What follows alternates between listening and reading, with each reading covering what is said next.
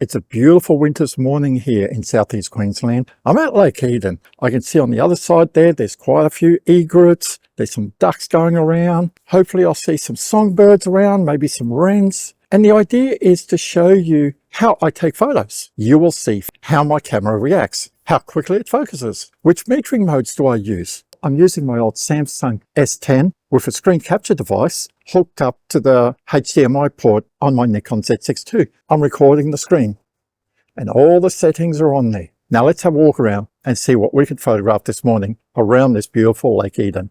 So I started walking around the lake and I went to this little lagoon here, and there was this beautiful little egret here looking to catch a fish. And in my excitement, I didn't press the record button on my S10 to screen capture everything that I was seeing on my camera. I pressed the snapshot button. So these photos were not recorded on my S10. All I can do is show you how quickly the action happens at 13 frames per second. And all this action happens within about 1.5 seconds. This is the first, second, third, fourth, fifth, sixth, seventh, 8th, 9, 10, 11, 12, 13, 14, 15, 16. And I thought that it caught a fish, but all it caught was just a piece of weed. It missed a little fish, and we can see 2 frames later, it's opening its beak just to release the weed. Down the bottom, it shows the file number, the time, and I'm in FX mode. And I'm quite fast, so I decided to go into DX mode.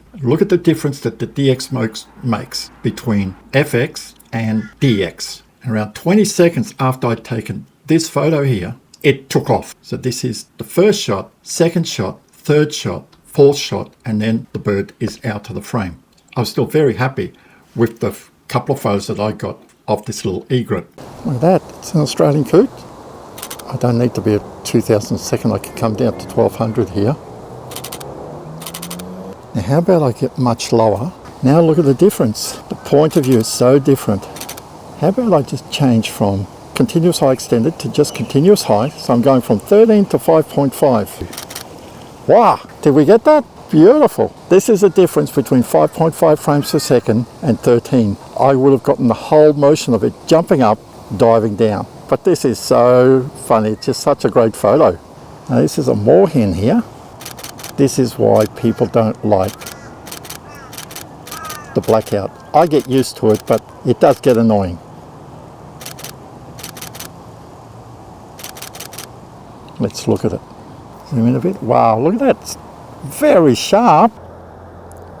For those unfamiliar with the Nikon Z series cameras, I thought I'd quickly share what you're seeing on this screen, because I see this on my LCD screen. I don't see this through the viewfinder, but my screen capture device captures this because it's capturing the LCD screen, even though I'm not seeing this. And we'll start from the top left. This is the U2 mode. On the Nikon Z5, Z6, Z6 II, Z7, Z7 II, we have 3 program modes, U1, U2, U3. I've shared in the past where I've set up the U2 mode for my wildlife photography. This shows that I am in sports vibration reduction. Next is the shutter type, whether I'm in auto, mechanical, or electronic. This shows my metering, which is center weighted. Next we have the shutter speed, my aperture. If I'm using exposure compensation, it would show here. This is the ISO. This shows whether I'm shooting in the DX or FX mode. This is white balance. This is the picture profile, which I shoot in portrait. This shows me that I'm shooting in active de-lighting normal. And this doesn't affect my raw files. This is my AF mode. I'm in dynamic area AF. This shows that I am in autofocus continuous. If I was in autofocus single, it would show AFS. This is my shutter mode, so it's showing continuous high. If I was in continuous high extended, which during this video you'll see, it'll show the same thing but with an asterisk after the H. And up the top, this is showing me that I'm shooting in raw large. This is my metering guide, so it's telling me that I'm slightly underexposed. Now look at this, we've got dove nesting just above the walkway here. Now, I'm in dynamic area AF. I'm going to change my metering mode from dynamic area AF to single point so I can isolate it on the head. See, that's still not getting it, so I'm manually focusing here, just using the focusing ring. Let's see. That's very nice. Zoom in. Manual focus. Pin sharp. Yeah, there's a few branches around, but I call this a habitat shot. You actually see it in its habitat. Beautiful. Nearly missed it. I just looked up and wow, there it was. Beautiful. Oh, this is a female rufous whistler. I tried to manual focus because it's having a very hard time. You can see there's all these branches in front of it. There you go. Got it. Let's see. Is it in focus? Beautiful. Look at that. Saw the amount of shrubbery that was around. Look at that. It's just looking up into the tree. Happy about that. So what were my settings? 1600th of a second, f5.6. The ISO is at 1000 with 500 mils. My exposure compensation is minus 0.7. This one's very nice by itself. I really want to get it diving. So I'm just taking short bursts. There's just a whole group of them here. Got you. Now let's take a look at these shots here at 13 frames per second. First shot, second, third, fourth, fifth, sixth, seventh, eighth, ninth, 10th, 11th, 12th, 13, 14, 15, 16, 17, 18, 19. That's it. So I've moved trying to photograph this egret. Now I've just got to check my settings. I don't want center weighted. I want spot metering here. Oh, look at that. Did you see that I said that I had to check my settings? I didn't go back to continuous high extended. So this is the first shot. Second shot, third shot, where it's blinking there, my highlights are blown out. Fourth shot, fifth shot, out of focus. Sixth shot, out of focus as well. Seventh shot, spot on. Look at that. Can you see how much it's moved? Look at that. Look at the water lilies just behind its feet. Look how far it's moved when I'm only at 5.5 frames per second. The next shot, it's out of the frame, out of the frame, out of the frame. I've been able to get it back in there, out of focus, out of focus, out of focus, out of focus, out of focus, out of focus, out of focus.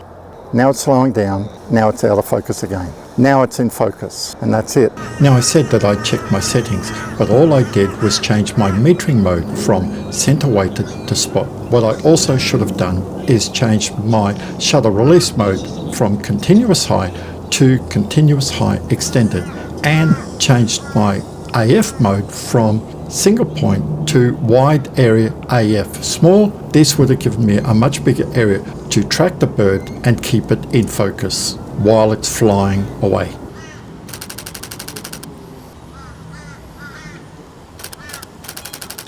Do you see the difference between center weight and spot metering on this little welcome swallow? Here, center weighted makes such a big difference. Now we go to matrix. So take a look at the differences now between matrix metering, center weighted, spot metering on this welcome swallow. Now I've walked around, now the sun is on the bird. Look at that, this is center weighted. Okay, so we got matrix metering, there we go. Wow, jaw open.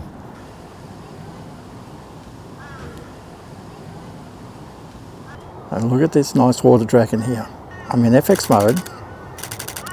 Well, what happens if I want to get a cropped in shot? I can go into DX mode.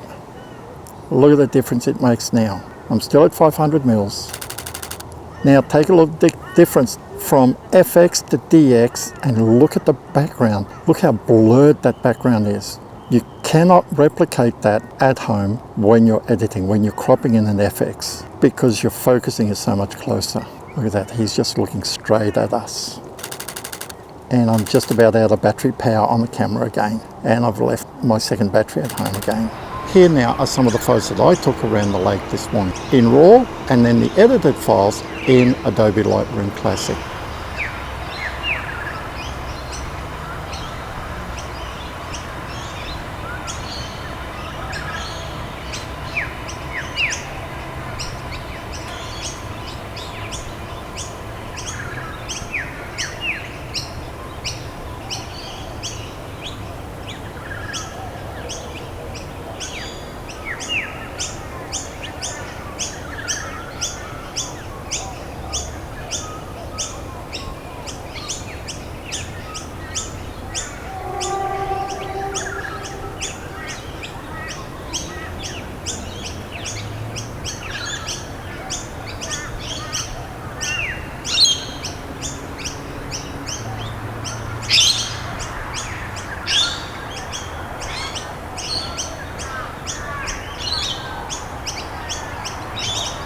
hope you can see now how I change my settings for the circumstances. So if the bird is backlit, I'll change my metering mode.